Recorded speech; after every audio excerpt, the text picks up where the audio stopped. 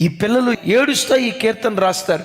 ఏమంటారో తెలుసా? అయ్యా, మా అయ్యున్నాడే, మా అమ్మ ఉందే, వాళ్ళు పాపం చేసి చచ్చారయ్యా. వాళ్ళు పాపం చేసి చచ్చినా వాళ్ళ పాప ఫలం మాత్రం బ్రతికే ఉంది. ఆ దోష శిక్ష మేము అనుభవిస్తున్నామని ఆ పిల్లలు ఏడుస్తున్నారు. తల్లి, తండ్రి, నీ పిల్లలు నిన్ను గూర్చి అలా ఏడవకూడదు, అలా ఏడవకూడదు. మా నాన్న తాగుబోతుడిగా బ్రతికి తాగుబోతుడిగా తిరిగి వాడి పాపపు శాపం నా ఒడిలో పడింది. నీ కొడుకు నీ కూతురు ఆ మాట అనకూడదు. మా అమ్మకు ఒక ప్రార్థనా జీవితం లేదు. ఎప్పుడు సీరియళ్ళు, సినిమాలు, లోకమే మా అమ్మతో ఉండేది. మా అమ్మ భక్తిహీనత నా జీవితంలో శాపంగా మారిపోయింది అని నీ కడుపును పుట్టిన పిల్లలు ఆ మాట నిన్ను గూర్చి అనకూడదు. వాళ్ళు ఏమన్నాళ్ళు తెలుసా?